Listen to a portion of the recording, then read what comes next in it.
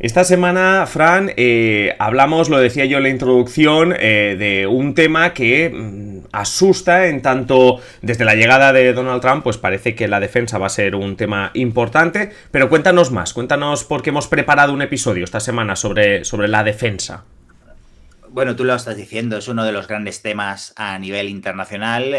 Con la llegada de Donald Trump a la Casa Blanca en un segundo mandato, pues ha hecho saltar las alarmas en las cancillerías europeas, puesto que una de las grandes promesas de Trump es que apretaría las tuercas a sus socios europeos para que invirtiesen más en defensa. Es decir, que pongan más dinero para comprar tanques, fabricar misiles y en general ampliar los ejércitos. Esto hay que decir que no es algo nuevo, ya que durante el primer mandato del magnate norteamericano en Washington, pues este sostuvo en más de una ocasión que los países europeos que formaban parte de la OTAN, entre ellos España, pues tenían que dedicar más dinero en defensa para que ésta no recayera tanto en los Estados Unidos. Es decir, que se pusieran cachas para no tener que recurrir al primo de Zumosol, pues cada vez que alguna amenaza exterior, pues como por ejemplo Rusia, pues asomara la cabeza. Aunque es un debate que todavía no sé cómo decirlo, no es prioritario en España, no está en las primeras titulares en España, y poco a poco, eso sí, parece que iremos teniendo más presente este debate y esta cuestión de la defensa. Sin ir más lejos, la intención del gobierno es hacer crecer hasta el 2% del PIB el gasto en defensa antes del 2029, una cifra, eso sí, algo lejana del 3 y el 5% que ya están pidiendo algunos países. Buena referencia millennial esa del primo de Zumosol. Sea como sea, en cuanto a los datos que nos das, al inicio, hace nada, estábamos escuchando en la introducción esa pregunta que le hacía un periodista a Donald Trump, en la que le preguntaba qué haría con los países de la OTAN que invierten menos. Y curiosamente ponía el ejemplo de España. Así que, Lidia, hablando de datos, te quiero preguntar si ese periodista tenía razón, si somos o si estamos invirtiendo poco en defensa. Bueno, pues lo que plantea Donald Trump en realidad es cierto, porque hubo un compromiso, como estaba comentando Fran, adquirido tras la cumbre de Cardiff en 2014, en el que los países miembros de la OTAN se comprometieron a destinar al menos el 2% del PIB en defensa para el año 2024. Acabamos de ver que España se compromete para el 2029, bueno, pues en realidad vamos un poco tarde en cuanto a este compromiso.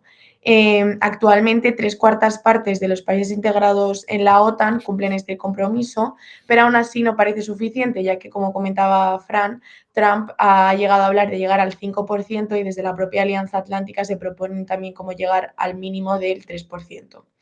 Entonces, con esto en mente, pues realmente Trump tiene razón, pues puede que solo en esto, pero sí, España está bastante lejos de este compromiso, concretamente a más de 7 décimas, lo que nos sitúa en una inversión del 1,29% del PIB en defensa. Somos literalmente los últimos de la fila, solo hay 8 países que están por debajo de este umbral del 2% de los 32 integrantes de la alianza. Estos países que no llegan al 2% son Croacia, Portugal, Italia, Canadá, Bélgica, Luxemburgo, Eslovenia y, por supuesto, España. Eso sí, lo de alcanzar el 5% es prácticamente inviable a día de hoy, ya que el porcentaje, o sea, el país que más porcentaje de su PIB destina a defensa es Polonia, con un 4,12%, y el siguiente es Estonia, con un 3,43%. Incluso el propio Estados Unidos está destinando ahora mismo un 3,38%, que por cierto, Estados Unidos ha bajado el porcentaje de PIB que destinaba a defensa en los últimos años, en vez de aumentarlo como el resto de países. Así que bueno, lo de subirlo al 3%, como defienden desde la OTAN, no sería tan descabellado, pero ahora mismo, ya que ahora mismo solo 5 países lo superan, pero algunos otros no están tan lejos, pero ese 5%, pues bueno, un poco inalcanzable. De momento sí, hablabas tú sobre todo de porcentajes, así lo hace la OTAN, el propio Donald Trump cuando reclama más inversión, pero a veces los porcentajes son porcentajes relativos a la riqueza de cada país, pero si lo vemos desde el punto de vista de millones de euros, millones de dólares, ¿aquí dónde estaríamos? ¿Qué países son los que más dinero invierten? Pues como comentabas, no tiene mucho que ver, aparte porque estamos hablando de porcentajes, es que no es del todo proporcionado, ¿no? El principal sustentador de la Alianza Atlántica es Estados Unidos, que aporta casi 2/3 del presupuesto.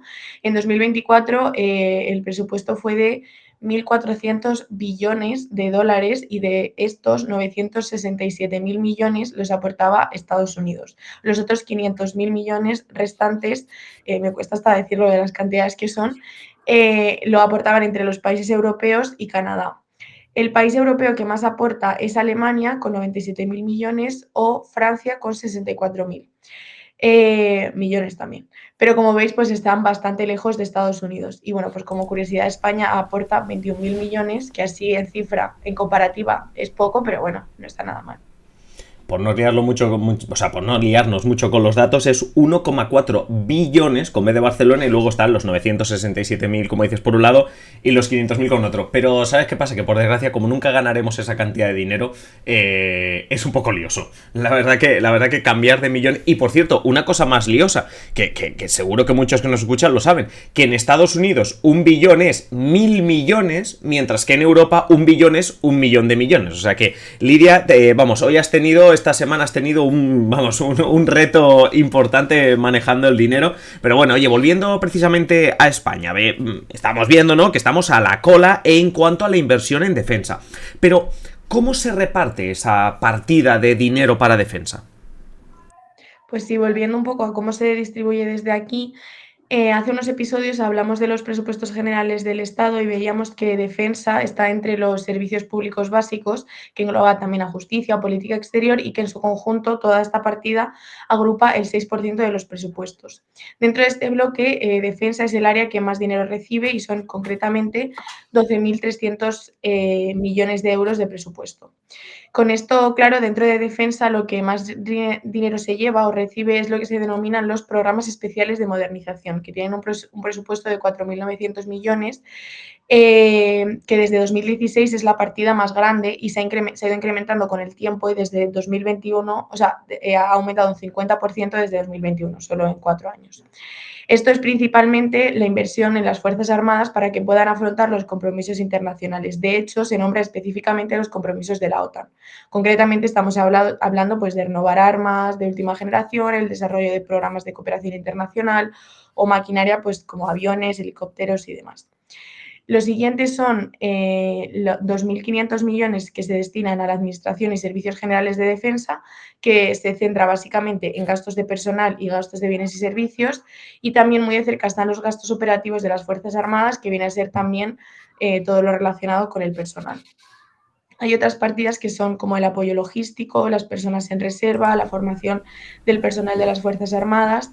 Así que, bueno, como vemos, tenemos una partida como muy importante a la parte de modernización, que en realidad sí que está en todos estos compromisos internacionales, y luego la otra gran parte se destina al personal. Quien nos escuche, más allá de que hemos comentado que a nivel de porcentaje del PIB somos los que menos invertimos en defensa de la OTAN, pero también estará escuchando a Lidia hablar de miles de millones de euros que nos gastamos cada año en defensa, en comprar armas, en renovar equipamientos, etcétera. Y la cuestión es que casi siempre, y esto incluso los países o aquellos que adoptan posturas más bélicas, hablan de que la idea no es entrar en guerra, sino disuadir a los otros. Y de este efecto disuasorio, Fran, queremos preguntarte para que nos lo expliques un poco más. Es decir, cuando se habla de no, es que no compramos armas para usarlas, ese efecto disuasorio, ¿a qué se están refiriendo? A ver, a priori, si gastas más en defensa, o sea, si aumentas tu ejército, tus capacidades militares, compras más armas, más tanques, etcétera, en principio disuades al vecino o a otro país a que te ataque, ¿no? Es decir, yo no voy a atacar a este porque tiene no sé cuántos aviones, no sé cuántos tanques de tal y me va a aplastar en el campo de batalla, por lo tanto, no le ataco. Eso es como la teoría básica, ¿vale? Si bien es cierto que hay quien defiende que la seguridad va más allá que el gasto en defensa. Como por ejemplo, sin ir más lejos, vamos a poner el mismo Pedro Sánchez, que también solía decir, ahora ya no tanto, pero hasta hace pocos años, que no hay manuales que aseguren que la paz se alcance aumentando arsenales, ¿no? Pero la verdad es que la situación internacional de volatilidad pues ha empujado a los gobiernos a aumentar o bien plantearse el incremento de la partida en defensa. Planteemos un momento lo que has comentado, la conocida como teoría de la disuasión. Es decir, lo que hemos dicho, para evitar que un adversario lleve a cabo una acción no deseada o perjudicial para ti, para este Estado, has de estar preparado militarmente para que se lo piense 2 veces antes de atacarte, temeroso de tu respuesta después, ¿no? El ejemplo paradigmático es la proliferación de armas nucleares durante la Guerra Fría como medida de extrema disuasión. De aquí deriva la otra teoría de la mutua destrucción asegurada, aquella teoría que avisa que si a algún país se le ocurriera usar una bomba nuclear contra otro, pues se desencadenaría una oleada de respuestas y contrarrespuestas y represalias que acabaría por eliminar a todos los contrincantes y a los que quedemos en medio de dicho enfrentamiento. Por lo tanto, los adalides de la teoría de la disuasión creen que teniendo la capacidad de destrucción, pues se evitan enfrentamientos. Es decir, no vamos a llegar a las manos porque nos vamos a hacer daño, lo que se le dice a los niños pequeños cuando se están peleando, ¿no? Es decir, que la utilidad de las bombas nucleares, por ejemplo, sería, según estos teóricos, precisamente garantizar que no se usen. Aún así, con el paso de los años, se llegó a la conclusión de que el precio de tener estas armas desplegadas por todo el mundo era un riesgo muy serio. Así que desde los años 70 aproximadamente las principales potencias pues, pusieron en marcha una política de distensión y de reducción de los arsenales. Te pregunto sobre, o estamos hablando sobre conceptos teóricos, así que toca preguntarte también qué dicen los expertos sobre esta cuestión. Bueno, algunos expertos avisan que en el contexto actual de volatilidad, lo hemos hablado antes, ¿no? La única manera de afrontar todos estos desafíos internacionales pues es a través de la inversión en defensa. Por ejemplo, lo explica Ángel Olivares, exsecretario de Estado de Defensa con Margarita Robles y presidente de la Feria Internacional de Defensa. Por otra parte, Gerardo Sánchez, que es el presidente de la Asociación de Empresas Contratistas con las Administraciones Públicas de España y otros estados, sostiene que dotar de recursos a las Fuerzas Armadas es un método disuasorio a la hora de negociar con otros países. Ambos defienden estas posiciones en un artículo reciente publicado en El Mundo que podréis encontrar en nuestra docuteca de cada semana, ¿no? Por otra parte, los detractores de este aparente silogismo, ¿no? Que vendría a defender que a cuanta más armas, menos posibilidad de que alguien me ataque y por lo tanto que se usen, sostienen que el mundo ha entrado en otra carrera armamentística, como por ejemplo lo de finales del siglo XIX y principios del siglo XX, que acabó dando pie a la Primera Guerra Mundial o a la carrera armamentística de la Guerra Fría y de la proliferación nuclear, la teoría de mutua destrucción asegurada, etcétera. Y que todo esto pues, nos llevará inevitablemente al enfrentamiento. Por ello, aseguran que quien defiende el incremento de la inversión militar son personas que han claudicado de la aspiración de la convivencia entre pueblos. Bueno, esto en cuanto al concepto teórico, hemos hablado de los expertos, vamos a hacer un repaso también de cuáles son las posiciones políticas, porque lo comentaba yo al inicio, en la introducción, este tema, ya lo sacamos la temporada pasada, hicimos un dibujo de cuáles eran las posiciones políticas, pero vamos a recordar también en este contexto de ha llegado Donald Trump a la presidencia, o ha vuelto Donald Trump a la presidencia de los Estados Unidos, cuál es, Fran, la posición que mantienen en términos de la inversión en defensa, la entrada o no en guerra de los diferentes partidos en España. Comencemos por uno de los partidos de gobierno, el PSOE, que pese a que en su día Pedro Sánchez, el presidente, defendía aquello de que el Ministerio de Defensa sobra y no creía necesario subir el presupuesto y que sobre todo hay prioridades más acuciantes, con los años y el empeoramiento y volatilidad del escenario internacional, pues el posicionamiento de Sánchez parece haber cambiado. Hace un año, recordaréis, el PSOE chocó con Sumar y el resto de socios en el Congreso por su intención de incrementar el gasto militar. Sánchez, por aquel entonces, defendió que con la guerra en Ucrania y la intervención israelí en Gaza se abría una oportunidad para modernizar las Fuerzas Armadas españolas. Sin ir más lejos, defendió subir la inversión en defensa hasta el 2% del PIB, que es, como habéis dicho, el compromiso que se adquirió con la OTAN. Esto por lo que respecta al PSOE. Vamos con el PP, porque el PP, hay que decir que en líneas generales está totalmente de acuerdo en aumentar el gasto militar en España. De hecho, fue una de las promesas de su presidente, Alberto Núñez Feijóo, para la campaña de las generales del 23J.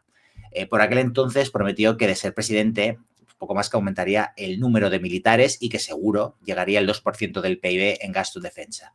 En general, el PP, digamos que se muestra partidario de la industria de defensa y, de hecho, hace un par de meses registró 2 proposiciones de ley en el Congreso para que el Gobierno garantice su apoyo a esta industria, a la industria de este sector, que consideran pues, que España ha de liderar en el mundo.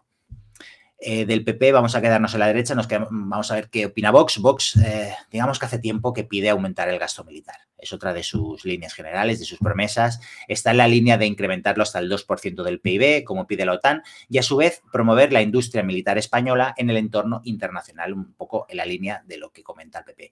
Sin ir más lejos, hay que comentar que en 2022 Vox presentó una propuesta de ley en el Congreso para blindar este 2% del PIB de inversión total en defensa, que fue obviamente tumbada, y otras propuestas para blindar también lo que es la industria española de defensa, que consideran pues, que ha de ser líder.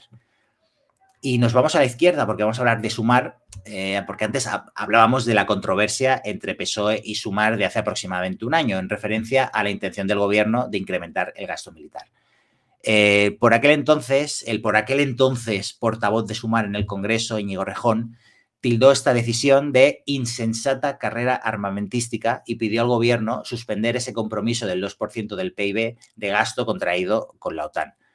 Aún así, hay que decir que en Consejo de Ministros, diversos consejos de ministros del año pasado, los partidos de gobierno, PSOE y Sumar, han votado por incrementar el gasto en el Ministerio de Defensa con partidas que en total sumaban más de 6.000 millones de euros. Bueno, sea como sea, hay que decir también que en una reciente intervención ante los medios de comunicación, la vicepresidenta del Gobierno, Yolanda Díaz, que es perteneciente a Sumar, ha criticado el aumento de gasto en defensa y, de hecho, lo ve como una manera de ensanchar las políticas de los populismos de extrema derecha. Vamos con el PNV, porque el PNV, los nacionalistas vascos apoyan el incremento del gasto militar, pero piden que se haga con sentido, año a año, un poco partido a partido, como dice el Cholo. Así lo ha trasladado en más de una ocasión su portavoz en el Congreso, Aitor Esteban. Y hay que decir que los jeltzales, además, ponen énfasis en que el gasto en defensa ha de activar la economía y ha de generar empleos de calidad.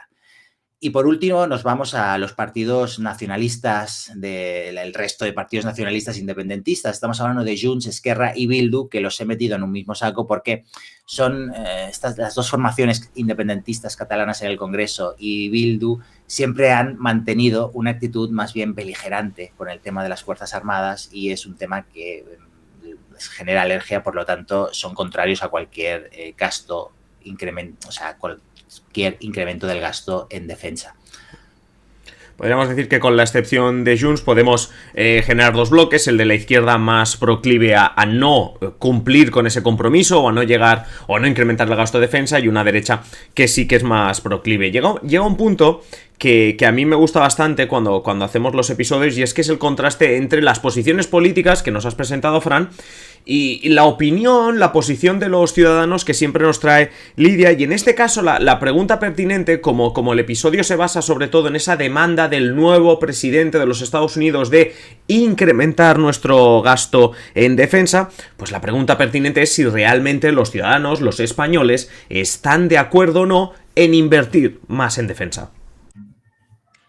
Pues si comenzamos por España, tenemos la encuesta del CIS sobre actitudes hacia el estado de bienestar, y aquí incluían una pregunta sobre los servicios en los que se consideran los encuestados que se debe gastar más o menos. La opción de las Fuerzas Armadas es la que dicen los encuestados que hay que gastar menos o mucho menos, y es la que se menciona en menor medida en las que creen que se debería gastar más. Pero aún así estamos hablando de que el 40% diría de gastar más, el 24% de gastar menos y el 34% de gastar lo mismo que hasta ahora. Así que en realidad, aunque en proporción a algunas opciones como la sanidad o la educación no tenemos tan claro que se deba invertir más dinero, sí que se está bastante a favor. En la misma línea, en general hay acuerdo con que se gasta lo necesario o incluso muy poco en defensa. Solo el 25% de los encuestados dice que se invierte demasiados recursos en este ámbito. Pero además se ve muy atravesado esto pues, por la parte política. Si lo estábamos viendo en los posicionamientos de los partidos, lo vemos también en los de sus votantes.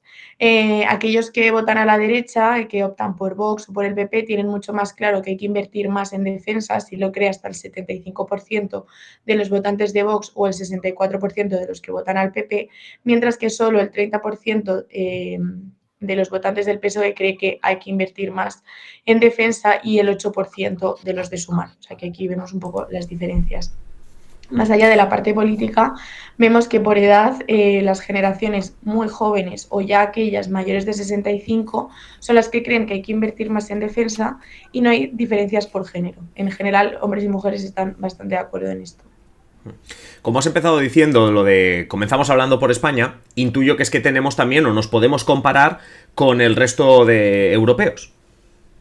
Sí, ya que Donald Trump no solo nos ha regañado a nosotros, para ir un paso más allá he cogido un estudio del Centro de Gobernanza del Cambio de la Universidad del IE, que se llama Un estudio sobre los jóvenes europeos y cómo estos perciben el sector de la defensa. Está centrado en jóvenes de entre 18 y 35 años y hacen este estudio en Alemania, Francia, Reino Unido y España.